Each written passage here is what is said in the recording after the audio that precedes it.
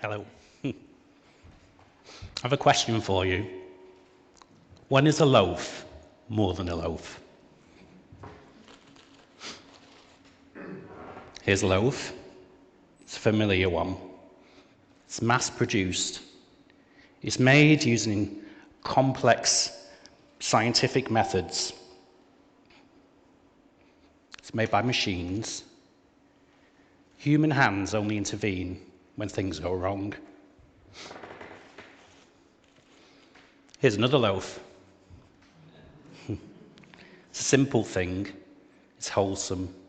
It's made from 3 ingredients: flour, water, and salt. It's made by hand, and it earns me an honest crust. I didn't start my career as a baker. I used to work as a computer programmer.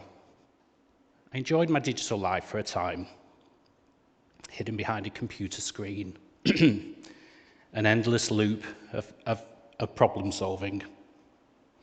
My bakery life is very, very different. It's down to earth, it's leveling.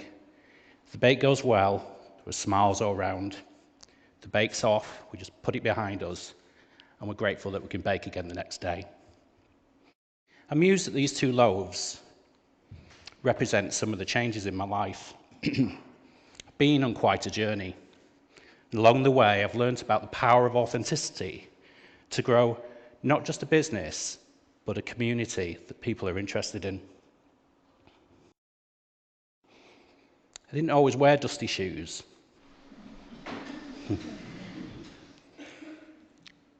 I used to go to work in quite a smart suit and a tie. I was drawn to London, the salary, bleeding edge of IT, the promise of a career with a large corporation, but it didn't pan out that way for me. I was concerned about my own abilities and that one day I may well just get found out. My wife was at home expecting twins, and I was commuting up and down on the train. The draw of home for me was really quite powerful. Then overnight, my life changed. It's the 20th of April 2008, and my twin girls arrived early. They were both born safely, but that was the nudge that I needed to admit to myself that my future wasn't in London and it wasn't in IT.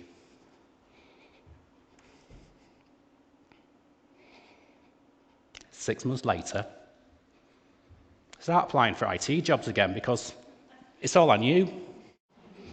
But this time, cocktail of recession, my age, my general new father demeanour just didn't help my case.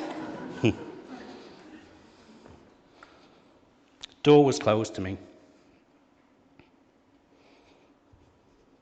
I'd become an ex-professional, a new dad with few prospects. I signed on. My shoes were still clean. Back at home, I'm listening to a radio show about a bakery over in Yorkshire, and I think, that intrigues me. That's brilliant. And anyone who will listen for the next month, I talk about this bakery, I just receive rolling of eyes. My wife, however, buys me a day's baking as a birthday gift with this very same bakery. And I learn about how you make great sourdough using 3 ingredients, and that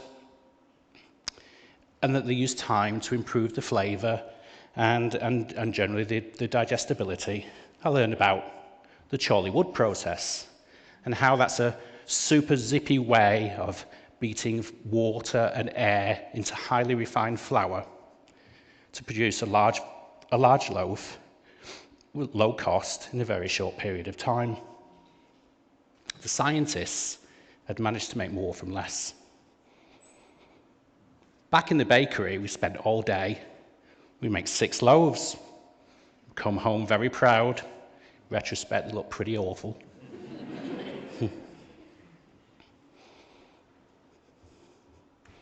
My shoes, they're covered in flour. I glimpsed at the alchemy of bread baking a tiny glimpse of my future. I've got a new hobby. My wife's thinking, it's like that treadmill that you bought. You used it once, and it never did quite fit in the dining room. I know it's different. I've seen my future. So I start baking bread, just for a few friends. I spend all day making these loaves in my home oven, 2 at a time. Friends have to pretend they're delicious. So after a number of unsuccessful attempts, most people would give up. Me, I headed down to the cellar with a bigger oven and a mixer, undeterred. Our routine was simple. The children were growing. They were at nursery on a Friday. We'd mix doughs. We'd bake. 5 o'clock in the evening, there'd be a knock at the door. Strangers were welcomed into the house from my children. We'd exchange money, looks of admiration heading my way, along with concerns for my sanity. We'd learn new names, and warm, nicely wrapped bread went out of the front door. There was a genuine clamour for our bread. People had realised that once they'd tasted it, they didn't want to go back to the supermarket. They realised what they were missing. They were missing the taste, the flavour, the smell.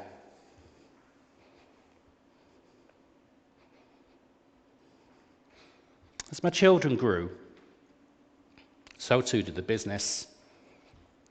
We grew really slowly and at times almost at a standstill as life's troubles got in the way. We navigated through health problems and money problems and everything else that comes up.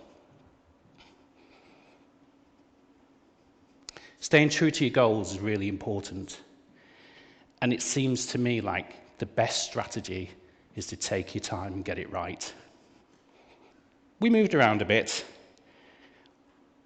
We baked in a cafe, and then we baked in a barn and an industrial unit, and eventually we settled in town in a small warehouse.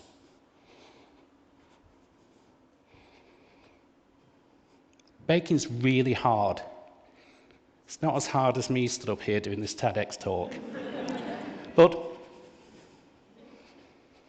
we'd gone from 60 loaves a bake to now we bake close to 1,000 loaves on a busy shift. By comparison, the Chorley wood factories bake close to 2 million loaves a week.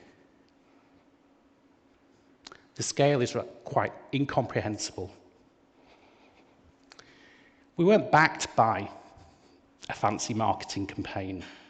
People were just interested in something that was real, that was honestly made, and that was authentic. I mean, who believes the supermarkets with their claims of something that's freshly produced? They take those products anyway because the neighbouring products have the same claims. Instead of taking the freshly baked bread from the supermarkets, people were now coming to us. I mean, who can argue the authenticity of a loaf when you've got a baker that's covered in flour?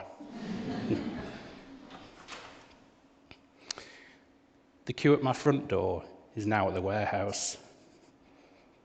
Every 2 people in that queue knows another person. And they're all exchanging the time of day. They're coming together around something that's more than a loaf. They're becoming invested in our company, both socially and emotionally. Our landlord started to see what was happening. And when a few problems cropped up in the warehouse, he suggested to us that we might consider moving to a bigger space closer to the centre of town in a derelict building. We didn't rush into it. We sort of took our usual approach, which is a little bit like making sourdough, just slowly, steadily. And we decided we were going to just renovate the front half of the building. This is how it started. And on day one, when we opened the door, it felt like half of Macclesfield was in there with us. This is me terrified on day one.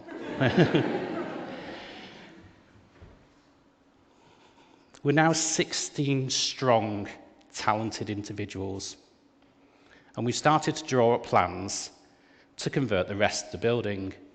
We need more seats, and we need a bigger kitchen.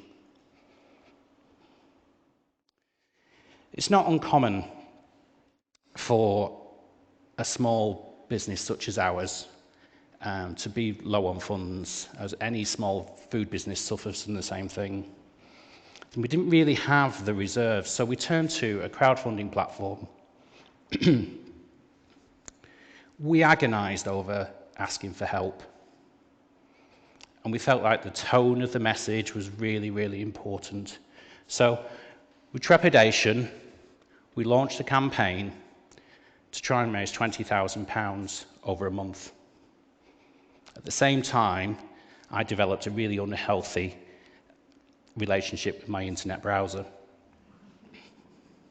Sorry, with my refresh button from the internet browser.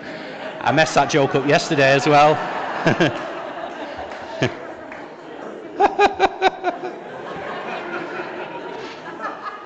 Don't let me lose my thread.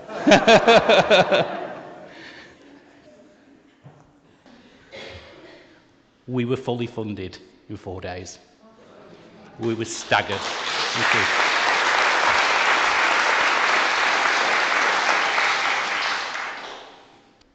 Our community was genuinely rooting for our success.